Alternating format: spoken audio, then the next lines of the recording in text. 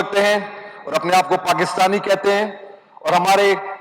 جو گورنمنٹ کے ممبران ہیں, ہماری جو ٹریجری کے ممبرز ہیں, ان پہ ایک فیکٹ فائنڈنگ کمیٹی بنائی جائے تاکہ پتہ چلے کہ یہ ڈرون حملہ جو ہے ہماری سیکیورٹی فورسز نے کیا ہے, یا یہ ڈرون حملہ اکراس دا بارڈر ہوا ہے, یا یہ ڈرون حملہ کسی کروز میزائل کے تھرو ہماری سرزمین, ہماری سوورینٹی کو پار کرتا ہوا ہمارے ان غریب بچوں کو, ان لاچار جو لاشیں بھی پڑی ہوئی ہیں ایک بریگیڈ کے سامنے اور اپنا احتجاج وہ ریکارڈ کر رہے ہیں, یہ بھی پاکستانی ہیں جناب اسپیکر, یہ بھی انسان کے بچے ہیں, یہ بھی مسلمان ہیں, اور ایک ایسے علاقے سے تعلق رکھتے ہیں جس علاقے کے مشران نے not 1947 but in 1946 جب نہرو آیا تھا, اور ان مشران نے جس میں میرا پردادا تھا مردل خان, اس نے اس کو ڈنڈے سے مار کے نکالا تھا کہ پاکستان کا مطلب کیا, سب نے کہا لا الہ الا اللہ. تو ہم نے پاکستان کو 1946 میں ہم نے پاکستان کو تسلیم کیا تھا, not in 1947. کاش کہ وہ میرے مشران آج زندہ ہوتے اور وہ دیکھتے کہ یہ ریاست ہمارے ساتھ کس قسم کا کھلواڑ کر رہی ہے. یہ کوئی جذباتی باتیں نہیں ہیں, یہ کوئی پوائنٹ سکورنگ نہیں ہے,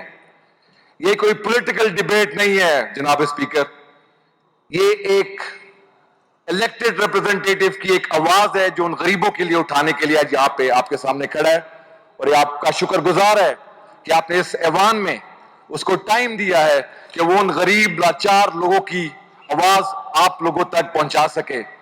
ہمارے پشتوں میں ایک مطالعہ ہے چدا خیٹ ماڑا خیٹ اچدا دا فارسی وائی, تو میں نے سب اپنے ممبران کو سنا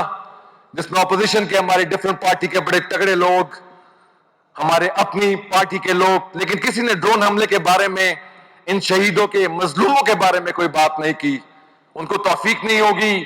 یا ان کو پتہ نہیں ہوگا, یا ان کے لیے اور بڑے مسئلے ہوں گے. لیکن میں نے جو مسئلے سنے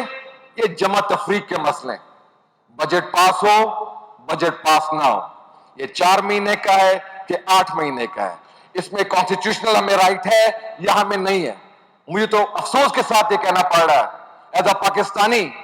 کہ ہم ایک بہت بڑا ڈسکنیکٹ ہے between the tribal areas and the rest of Pakistan. خدا را ہم پہ رحم کریں, خدا را اللہ تعالیٰ کے لیے ہم پہ رحم کریں. ہم نے اس ملک کے لیے قربانیاں دی ہیں, ہم نے اس ملک کے لیے وہ قربانیاں جو کوئی سوچ بھی نہیں سکتا آج تک ہم دے رہے ہیں. اس ملک میں 2004 سے آپریشن سٹارٹ ہے اور 2024 آ گیا, کنسیکیٹو 20 سال یہ آپریشن. آصف خان اس پہ پھر بات کریں گے, آپ کا پوائنٹ میری ریکویسٹ ٹیبل پہ آ گیا ہے, ہے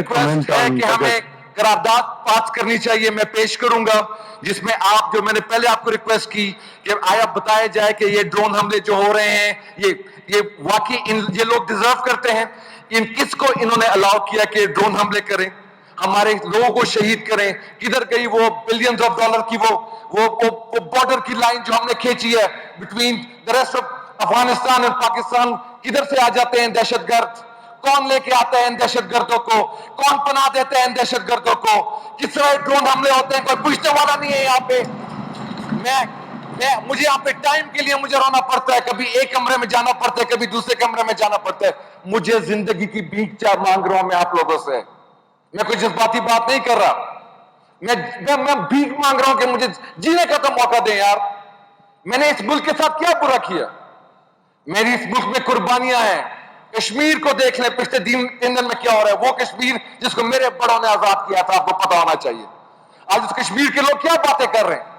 کشمیر لوگ کے جوان یہ باتیں کر رہے ہیں. میں نے آج ویڈیو دیکھی ہے کہ وہ کہتے ہیں کہ پاکستان ریاستوں کہتے ہیں کہ یہ بلوچستان اور وزیرستان نہیں ہے,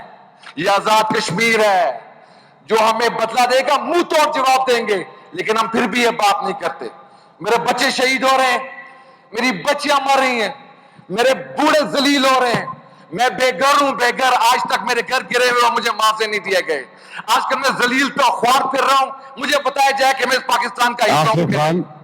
مجھے بتایا جائے کہ میں پاکستان کا حصہ ہوں کہ نہیں.